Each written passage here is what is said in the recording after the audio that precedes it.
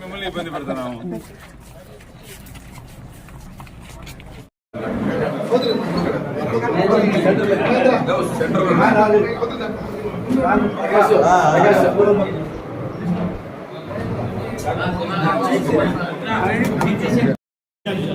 Incharge election incharge ఎలక్షన్ల వరకే మనం ఇన్ఛార్జ్ గుర్తుపెట్టుకోవాలి. ఎలక్షన్ ఇన్ఛార్జ్ బాగా దానికి ఏం చూసుకోవాలి చెప్పండి. మీరు కదిరిపట్ట ప్రజలకి అలాగే మన కదిరి నియోజకవర్గ ప్రజలందరికీ పేరు పేరు నమస్కారాలు. ఇక్కడ విచ్చేసిన పత్రికా మిత్రులకి ఇక్కడ లీడర్లందరికీ పేరు పేరు నమస్కారాలు తెలియజేసుకుంటూ ఈరోజు మన గౌరవ ముఖ్యమంత్రి వైఎస్ జగన్మోహన్ రెడ్డి గారు మన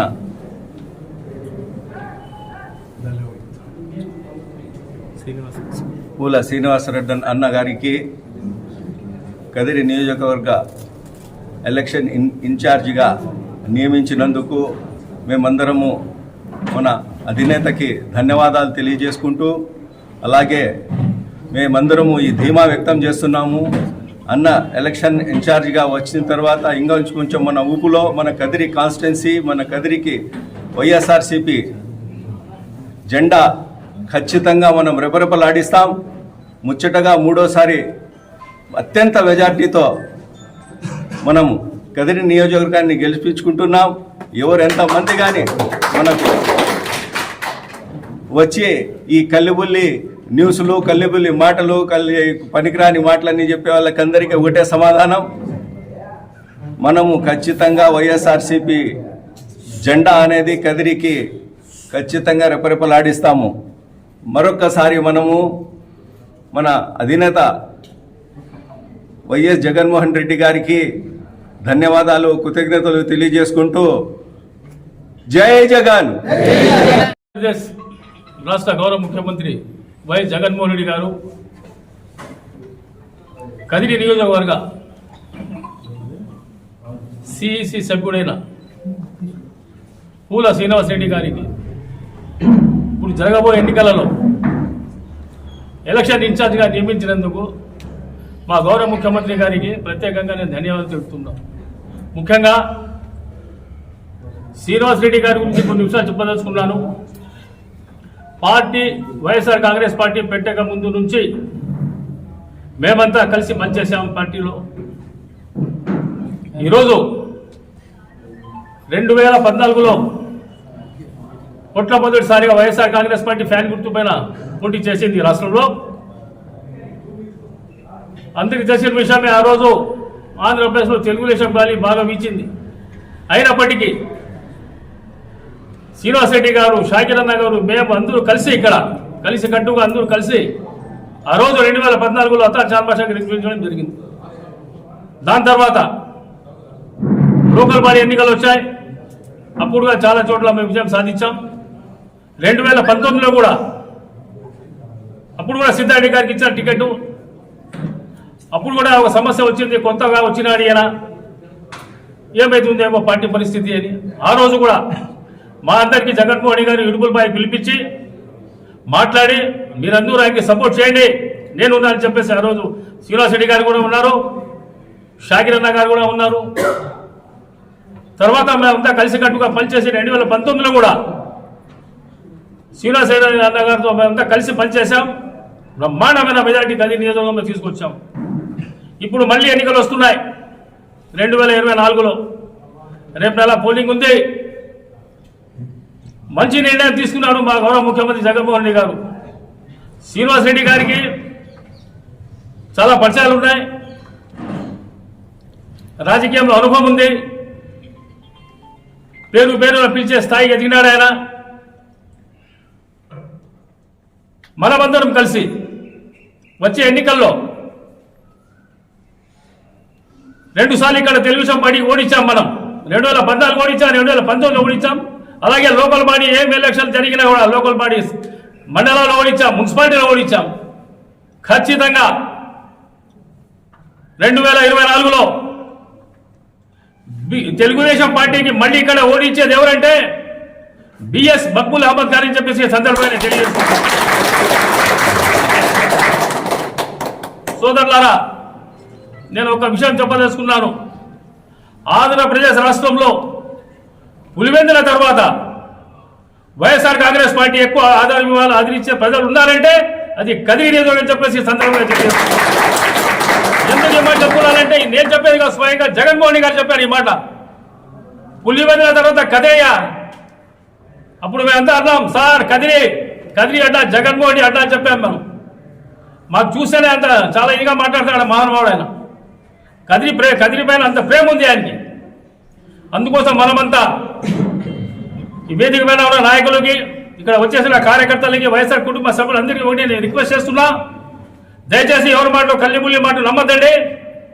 మనమంతా కలిసికట్టుగా ప్రచారం చేస్తాం. వైఎస్ఆర్ కాంగ్రెస్ పార్టీకి మూడోసారి ముచ్చోటి గెలిపిస్తాం. ఏదైతే శ్రీనివాస్ రెడ్డి గారికి నమ్మకంగా జగన్మోహన్ గారు ఇచ్చారో ఆయన మాటకి విలువ ఇవ్వండి. శ్రీనివాస్ రెడ్డి గారు అంటే కూడా మనందరూ కలిసి పనిచేసి జగన్మోహన్ గారికి, మక్బూల్ గారికి ఇక్కడ గెలిపించి ఒక కానుక ఇవ్వాల్సిందిగా ఈ సందర్భంగానే తెలియజేస్తున్నాం. వేదిక పైన ఉన్న పెద్దలకు,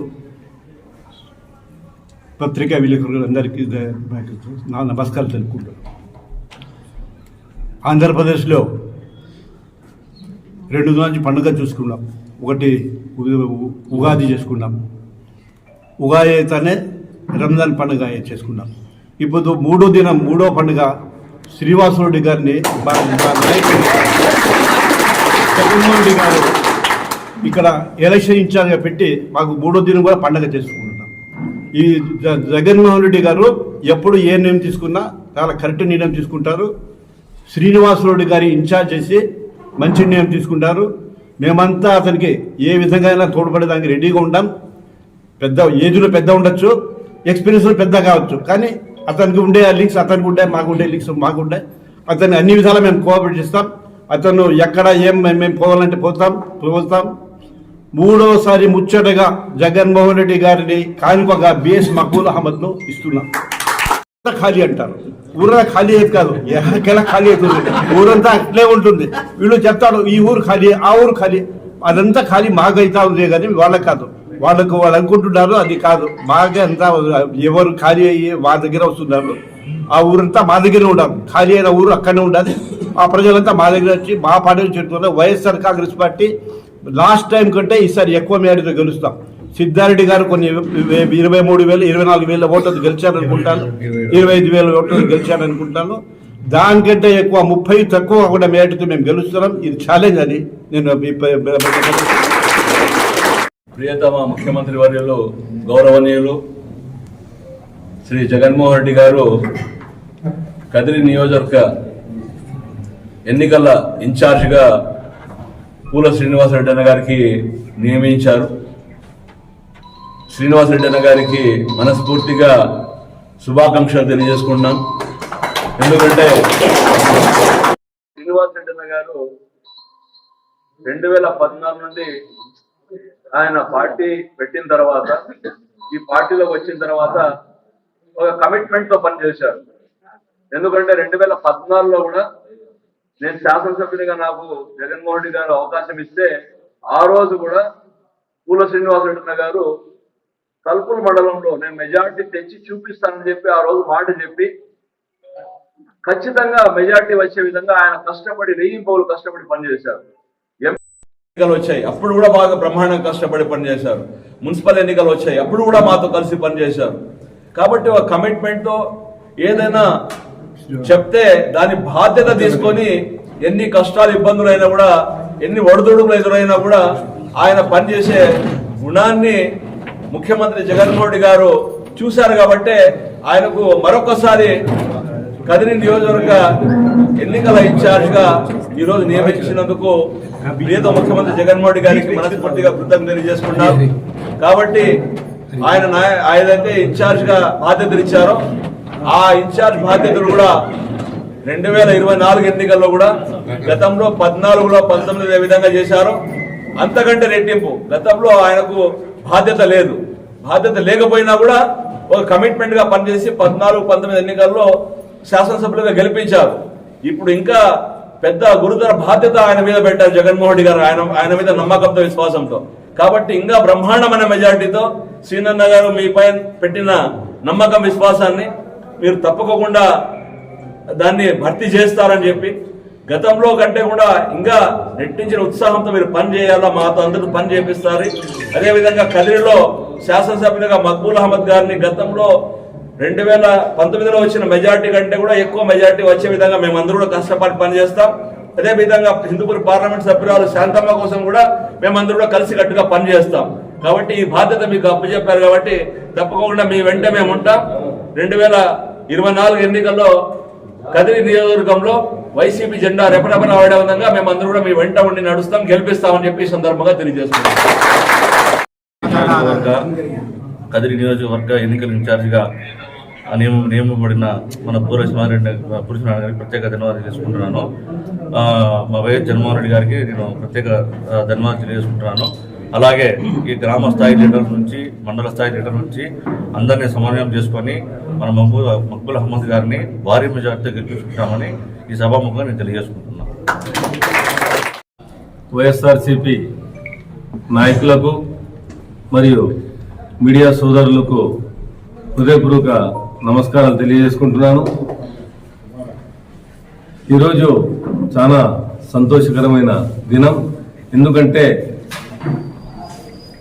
నిన్న మన ప్రియతమ ముఖ్యమంత్రి వర్యులు శ్రీ జగన్మోహన్ రెడ్డి గారు మన పూల శ్రీనివాసరెడ్డి అన్నగారికి కదిరి నియోజకవర్గపు ఎలక్షన్ ఇన్ఛార్జ్గా నియమించినారు. దానికి గాను ముందుగా ముఖ్యమంత్రి గారికి నేను హృదయపూర్వక ధన్యవాదాలు తెలియజేసుకుంటున్నాను. అలాగే పూల శ్రీనివాసరెడ్డి అన్నకు హృదయపూర్వక అభినందనలు తెలియజేసుకుంటూ రానున్న ఎన్నికల్లో ఏ బాధ్యత మా ముఖ్యమంత్రి గారు ఆయనపై ఉంచినారో దానికి వారు తప్పకుండా న్యాయం చేస్తారని, మరియు కదిరి నియోజకవర్గంలో ఎక్కువ మెజార్టీ వచ్చేదానికి ఆయన దోహదపడతారని, నా విజయానికి తప్పకుండా ఆయన కృషి చేస్తారని ఆశిస్తున్నాను. ఎందుకంటే చాలా సీనియర్ నాయకులు మన పార్టీలో. అదే కాక 2014 మరియు 2019లో 2 ఎలక్షన్లో ఆయన చాలా కష్టపడి అప్పుడున్న క్యాండిడేట్స్ ని వాళ్ళ గెలుపుకు చాలా కృషి చేసినారు. అలాగే నాకు కూడా తప్పకుండా గెలుపుకు ఆయన కృషి చేస్తారని, మరియు ఏ గురుతర బాధ్యత మన ముఖ్యమంత్రి గారు అప్పగించినారో దానికి తప్పకుండా ఆయన న్యాయం చేస్తారని ఆశిస్తూ అన్నకు మళ్ళీ నేను హృదయపూర్వక అభినందనలు తెలియజేసుకుంటున్నాను. రానున్న ఎన్నికల్లో ఈ రోజు మేము ఈ రోజంతా తలుపుల మండలం ప్రచార నిమిత్తం పోవడం జరిగింది. ఏదైతే ఈ టీడీపీ వాళ్ళు కల్లబుల్లి మాటలు చెప్తున్నారో, తలుపుల్లో ఏమో జరిగిపోయింది, నాయకులు వెళ్ళిపోయినారు, తలుపుల ఖాళీ అయిపోయిందని షాకిరన్న చెప్పినట్లుగా ప్రతి ఇంటిలో జగన్న తప్పితే వేరే పేరు వినబడడం లేదు. ఎంతమంది అవ్వలు మేము కలిసినారో ప్రతి ఒక్కరూ మనకు ఈ బువ్వ పెడతా ఉండేది జగన్మోహన్ రెడ్డి. మా కొంతమంది అయితే మనవుడు అంటున్నారు, కొంతమంది అయితే కొడుకు అంటున్నారు, కొంతమంది అయితే తమ్ముడు అంటున్నారు. కాబట్టి జగనన్న ఏ సంక్షేమం ఇచ్చినాడో సంక్షేమం పండింది. ఆ సంక్షేమం రానున్న ఎన్నికల్లో తప్పకుండా ఎక్కువ మెజార్టీ చూపిస్తుందని మీకందరికీ నేను ఈ సభాముఖంగా తెలియజేసుకుంటూ నాకు ఈ అవకాశం ఇచ్చిన పెద్దలకి అందరికీ హృదయపూర్వక కృతజ్ఞతలు. పార్టీ అధ్యక్షులు ముఖ్యమంత్రి వర్యులు జగన్మోహన్ రెడ్డి గారు నాకు ఇచ్చిన గురుతర బాధ్యత, దీన్ని పదివనకూడదు కానీ బాధ్యత నా మీద మోపాడు. 2014లో 19లో ఇచ్చిన బాధ్యత కంటే గొప్పగా సీనును ఇన్ఛార్జిగా ఇవ్వండి, ఎన్నికల ఇన్ఛార్జిగా ఇవ్వండి, బాధ్యత సీను చూసుకుంటాడు, పెద్దలతో పిన్నలతో చిన్నలతో కూడా కలిసిపోతాడు, అందరినీ కలుపుకొని పోయి గెలుపుకు మార్గం వేస్తాడు, సీనుకు ఆ బాధ్యత ఇవ్వండి అని చెప్పి జగన్ సార్ చాలా రోజులు అవుతుందని చెప్పి నా ముందరనే కొన్ని కారణాల వల్ల లేట్ అయింది. నేను రాత్రి అనౌన్స్ చేయడం జరిగింది. నాకు ఈ బాధ్యత అప్పచెప్పడానికి కారకులైనటువంటి జగన్మోహన్ రెడ్డి గారు, పెద్దిరెడ్డి రామచంద్రారెడ్డి గారు, మిథున్ రెడ్డి గారు, అలానే రాయచోటి శ్రీకాంత్ రెడ్డి గారు, గడికోట శ్రీకాంత్ రెడ్డి గారు, మా సోదరుడు మక్బూల్ అహ్మద్ గారు, అలానే సీనియర్లు. ఎందుకంటే ఓ పదవి ఇచ్చేటప్పుడు నా గురించి చిన్న ఎంక్వైరీ జరిగింటది, సీనియర్ లీడర్లు అడిగింటారు. వీళ్ళందరూ ఎస్ అని చెప్పింటే నాకు ఆ బాధ్యత వచ్చింటే అంత సులభంగా రాదు ఈ బాధ్యతలు.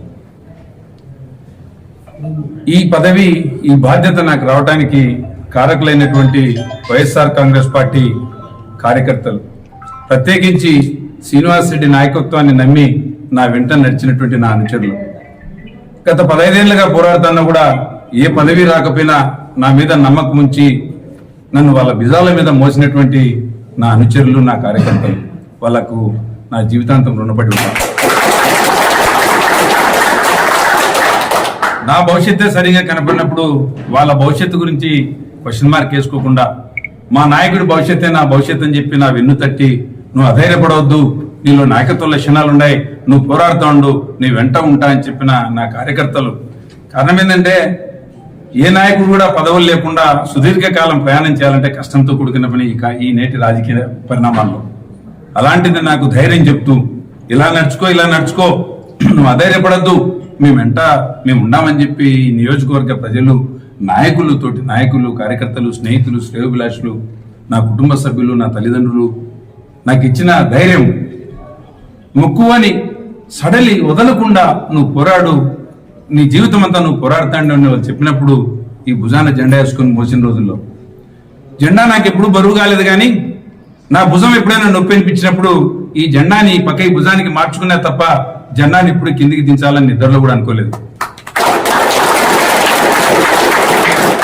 గెలుపు ఎవరిదా అనేది పక్కన పెడితే వైఎస్ఆర్ కాంగ్రెస్ పార్టీ కదిరిలో గెలిస్తే నేనే గెలిచానంతే ఆనందంగా, ఈ వైఎస్ఆర్ కాంగ్రెస్ పార్టీ గెలిస్తే మేమే గెలిచినామని ఆనందంగా నా అనుచరులు, వైఎస్ఆర్ కాంగ్రెస్ పార్టీ కార్యకర్తలు స్వీకరించినారు. కాబట్టే కష్టకాలంలో 2014లో పార్టీ అప్పుడు ఆవిర్భవించింది కొత్తగా, క్యాడర్ తక్కువ, అప్పట్లో పార్టీ కొత్తగా వచ్చిన పార్టీ, అనుభవం తక్కువ. ఆ టైంలో కూడా కార్యకర్తలందరూ మా వెన్నుడిని నడిపించి చాలా పోరాటాలు చేసి కేసులన్నీ మీద పెట్టుకొని ఇదే కదిరి సబ్ జైల్లో నేను 7-8 రోజులు సబ్ జైల్లో కూడా పండుకున్న రోజులు పార్టీ కోసం పోరాడుతున్నాం. ఆ టైంలోనే మేము దేవుని దేవుళ్ళ తక్కువ మెజార్టీనే కావచ్చు, 1050 ఓట్లు, తక్కువ ఓట్ల మెజార్టీ కావచ్చు, కానీ అంత కష్టకాలంలో ఆ ఓట్లు మాకు పెద్ద మెజార్టీ ఓట్లుగా భావించి ఆ రోజు గెలుచుకోవడం జరిగింది. నెక్స్ట్ 2019 ఎన్నికల్లో వైఎస్ జగన్మోహన్ రెడ్డి గారు బ్రహ్మాండమైన ప్రతిపక్ష పాత్ర పోషించి రాష్ట్రం నలుమూలలా తిరిగి ప్రజల యోగక్షేమాలు తెలుసుకొని వాళ్ళ కోసం ప్రత్యేక మేనిఫెస్టో రిలీజ్ చేసి తన నాయకత్వాన్ని నిరూపించుకొని ప్రజలు ఈ నాయకుని అడుగుజాడల్లో నడవాలా, ఈ నాయకుని సీఎం పోస్ట్ లో ఒక మాట చూడాలని, ఒక్క మాట జగన్కి అవకాశం ఇవ్వాలనే పాత్రతో ఉండి బ్రహ్మాండమైన గాలి తగిలినప్పుడు ఎస్ మేమందరం కష్టపడటం, ఆ గాలిలో బ్రహ్మాండమైన 28,000 ఓట్ల మెజార్టీ తేవడం, రెండో పారి కూడా ఆ విజయంలో నా వంతు బాధ్యత కూడా. ముచ్చటగా 2 మార్లు మనం వైఎస్ఆర్ కాంగ్రెస్ పార్టీ ఈ కదిరి నియోజకవర్గంలో గెలవడం జరిగింది. ఇది 3వ మారు. బ్రహ్మాండమైన పాలన, 5 ఏళ్ల సంక్షేమ పాలన, అభివృద్ధి పాలన. కష్టాలలో కూడా ఈ రాష్ట్ర ప్రభుత్వం కరోనా వచ్చినప్పుడు కూడా ప్రపంచ దేశాలు అల్లాడిపోయిన టైంలో కూడా మార్గదర్శకంగా నిలబడినటువంటి ఈ రాష్ట్రం వాలంటీర్ వ్యవస్థ ద్వారా, గ్రామ సచివాలయ వ్యవస్థ ద్వారా ప్రజలకు ఎప్పుడు ఎవరికి కరోనా వచ్చిందో కనుక్కొని ఆ క్షణమే వాళ్ళకు మందులు పంపిస్తూ, కిట్లు పంపిస్తూ, ఆ ఇంటికి సరుకులు పంపిస్తూ, ఇంట్లో పెద్దలు తల్లిదండ్రులు ఏమన్నా సరిగా చూసుకున్నారో లేదో తెలియదు, కానీ ఆ పేషెంట్ దగ్గరికి పోయేదానికి ఇబ్బంది పడినారేమో తెలియదు, కానీ ఈ రాష్ట్ర ప్రభుత్వం ఇచ్చిన వాలంటీర్లు ఉన్నారు చూడండి, వాళ్ళ దగ్గరికి పోయి వాళ్ళకి మెడిసిన్స్ ఇవ్వటం కానీ,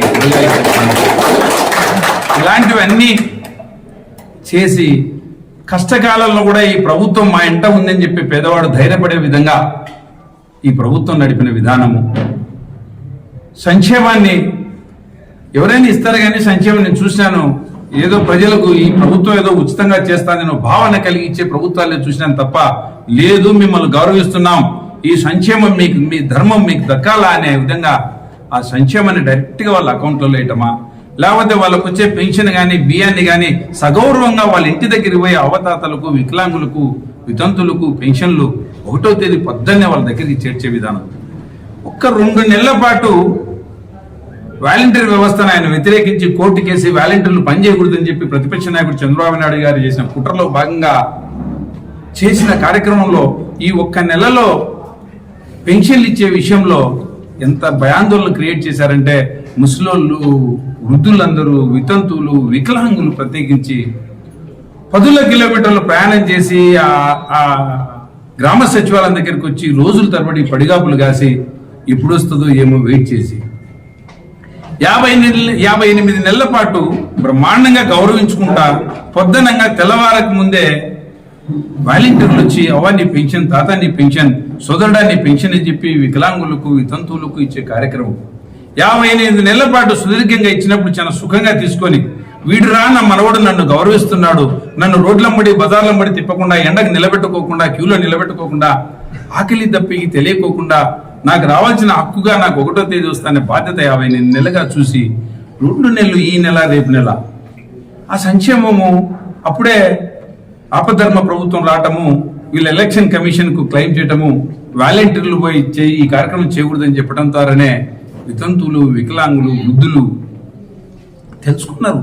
అవురా ప్రభుత్వం ఉంటే జగన్మోహన్ రెడ్డి లాంటి ప్రభుత్వం ఉండాలా?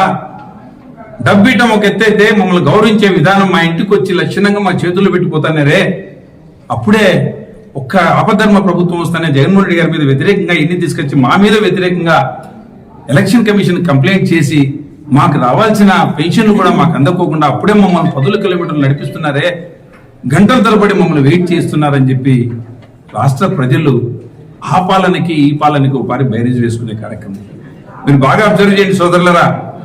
ప్రత్యేకించి మిమ్మల్ని విలేకరులను అడుగుతా ఉన్నా, ఆ ప్రభుత్వము చెప్పిన మాటలు, ఈ ప్రభుత్వం చెప్పిన మాటలు. ఆ ప్రభుత్వం చంద్రబాబు నాయుడు గారు వాలంటీర్ వ్యవస్థ నికిమాలిన వ్యవస్థది, 5,000 జీతం ఒక జీతమా, వీళ్ళు చేసే పని గోని సంచులు మోసేసే ఉద్యోగాన్ని చేస్తారా, వీళ్ళు ఇళ్ల దగ్గరికి పోయి పదే వాళ్ళని డిస్టర్బ్ చేస్తారు, మగవాళ్ళు లేనప్పుడు పోయి ఆడవాళ్ళని ఇబ్బంది పెడతారని కారు కూతులు, పనికిమాలిన కూతులు కూర్చున్న వ్యక్తులు ఇద్దరు చంద్రబాబు నాయుడు గారు కానీ పవన్ కళ్యాణ్ గారు కానీ అంత అసహ్యంగా మాట్లాడిన వ్యక్తులు వెనకమడి యూటర్న్ తీసుకొని ఇమ్మీడియట్ గా వాలంటీర్ వ్యవస్థను అలానే కొనసాగిస్తాం, వాలంటీర్లకు జగన్మోహన్ రెడ్డి గారు ఇస్తున్నది 5,000 మేము 10,000 ఇస్తామని చెప్పే మాటలు. ఎన్నికల ముందు వాళ్ళు పల్లా అధికారంలోకి వచ్చేదాని కోసము ఒక అమ్మఒడిని 3 అమ్మఒడిని చెప్తూ, ఒక అమ్మఒడి ఇస్తేనే ఈ రాష్ట్రము అప్పుల పాలైపోతుంది, మరో సింగపూర్ అయిపోతుంది, అప్పుల పాలైపోతారు, మరో శ్రీలంక అయిపోతుంది, మరో వెనిజులా అయిపోతుంది, ఈ రాష్ట్రం దివాలా తీస్తారని చెప్పిన వ్యక్తులు మీరు ఈ పొద్దున ఒక అమ్మఒడి కాదు, మీ ఇంట్లో నలుగురు ఉంటే 4 అమ్మఒడిలు ఇస్తాము, 15,000 కాదు 60,000 తీసుకోండి, నలుగురు ఉంటే 60,000 తీసుకోండి అని చెప్పేదాన్ని. 15,000 ఇస్తా అంటేనే మేము అప్పుల పాలైపోతాయి, రాష్ట్రము దివాలా తీస్తారని చెప్పిన వ్యక్తి దమ్మున 60,000 ఇస్తూ ఈ ఖజానాన్ని నింపుతా, నేను మీకు అందరికీ న్యాయం చేస్తా అని చెప్పే విధానం. ఇలాంటి ఎన్నో సూపర్ 6 అని చెప్పి, సూపర్ డజన్ అని చెప్పి మోసాలు చేసే ఆ వ్యక్తికి ఏదైనా చెప్తే ఆచరణ సాధ్యమైన మేనిఫెస్టోని రిలీజ్ చేసి నా నోటి నుండి ఏదైనా వస్తే దాన్ని సాగుకైనా సిద్ధంగానే మాట నిలబెట్టుకోవాలనే ఆలోచన జగన్మోహన్ రెడ్డికి, నిజాలు చెప్తే చచ్చిపోతాననే భయం ఉన్న చంద్రబాబు నాయుడికి ఉన్న వ్యత్యాసాన్ని మేము రోజు పొద్దున్న 6 గంటల నుండి రాత్రి 9 గంటల వరకు ప్రజల మధ్య నడుస్తూ ఓట్లను అడిగేదానికి వినప్పుడు ప్రజలు స్వచ్ఛందంగా చెప్తున్నారు ఆ ప్రభుత్వానికి ప్రభుత్వానికి మధ్య ఉన్న వ్యత్యాసాన్ని. నేను ఆయన పాలనని 14 ఏళ్ళు చూశాము. ప్రత్యేకించి ఆయన పాలన 2014-19 వరకు ఆయన పాలన చూశాము. చెప్పిన ఏ మాట నిలబెట్టుకోలేకపోయినాడు. ఇంకా 2019 నుండి 2024 వరకు సరైన ప్రతిపక్ష పాత్ర కూడా పోషించింది లేదు ఆయన. ఈ మధ్యలో ఏం చేసినాడని చెప్పి మేము చంద్రబాబు నాయుడుకు ఓటేయాలా? మా జగన్మోహన్ రెడ్డి చెప్పిన ఏ మాట తప్పినాడని చెప్పి మేము జగన్మోహన్ రెడ్డిని దూరం పెట్టాలా? పొరపాటున మేము జగన్మోహన్ రెడ్డికి దూరం పెట్టి ఓడించామనుకో దాని సంకేతం ఏంటి? ఎవరైనా మాట నిలబెట్టుకునే వ్యక్తికి ఓటేయకూడదనే కదా మేము భావితరాలకు ఇచ్చేది మాట.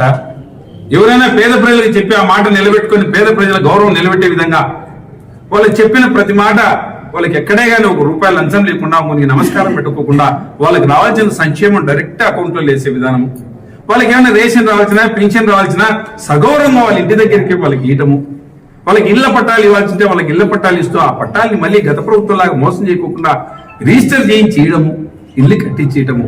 ఇవన్నీ చూసిన తర్వాత మా నాయకుడు మాకు చేసిన మోసమేముంది, చెప్పిన ప్రతి మాట నిలబెట్టుకుని మాకు ఈ నాయకుడు అవసరము.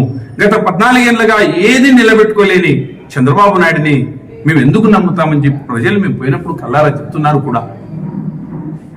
ఇంతటి నాయకత్వం ఉన్న నాయకుని అడుగుజాడలో నడిచేటందుకు, ఇంత విశ్వసనీయత ఉన్న వ్యక్తి ఇంత మాట నిలబెట్టుకునే ఆ జగన్మోహన్ రెడ్డి గారు రాజకీయాల్లోకి వచ్చిన టైంలోనే ఆయన కింద మాకు పనిచేసే అవకాశం ఆ దేవుడు ఇయటము, ఆయన పుట్టిన ఈరాలోనే మేము పుట్టి ఆయన వెనకల పనిచేసుకునే భాగ్యం మాకు కలగటము, ఇలాంటి నాయకుని కింద మేము పనిచేసేందుకు మా జన్మనే ఫలించిందిరా మాకు, ఈ నాయకుని కింద మేము పనిచేస్తున్నామని గౌరవంగా కాలర్ ఎగిరేసుకుని అని చెప్పాడు.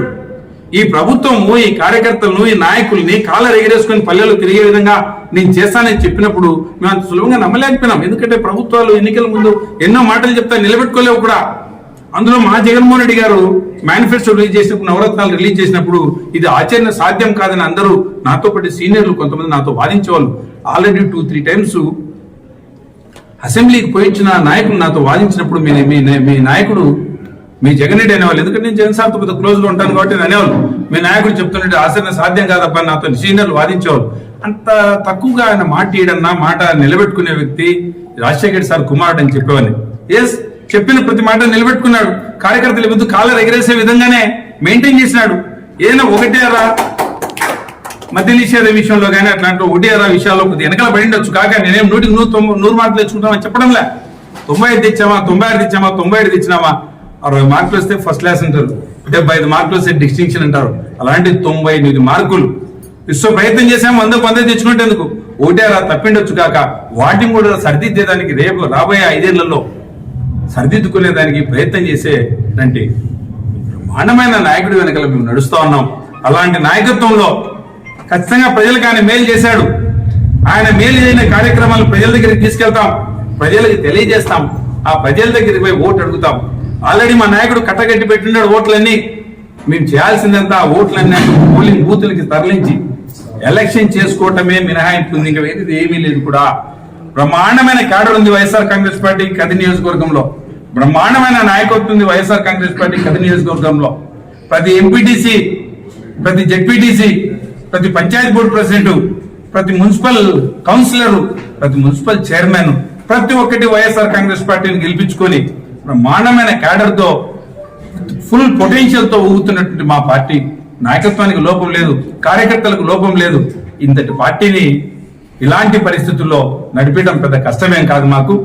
ఆ జగన్మోహన్ రెడ్డి గారు ఇచ్చిన గురుతర బాధ్యతని బాధ్యతగానే స్వీకరిస్తాను తప్ప అది ఒక పదవిలాగా అధికారంలాగా ఇప్పుడు స్వీకరించనని సీనియర్లందరినీ, నాకంటే సీనియర్లు ఎంతో మంది ఉన్నారు, వీళ్ళందరి సలహాలు తీసుకొని వాళ్ళందరి దగ్గర వాళ్ళ సలహాలు తీసుకొని నా జూనియర్లతో దగ్గరికి పిలుచుకొని వాళ్ళు ఎలా వర్క్ చేయించుకోవాలో వాళ్ళతో వర్క్ చేయించుకొని అందరితో కూర్చొని సమన్వయపరుచుకుంటూ ఈ పార్టీ అన్నాక చిన్న చిన్నవి ఉంటాయి, అందరినీ కూర్చోబెట్టి వాళ్ళందరినీ కలిపి ఒక తాటి మీద నడిపించి ఈ రాబోయే 30 రోజుల ఎన్నికలు రాబోతున్నాయి. మనకు దాదాపు 30 రోజులు ఉన్నాయి, 30 రోజులు అంతకంటే ఎక్కువ లేదు మనకు.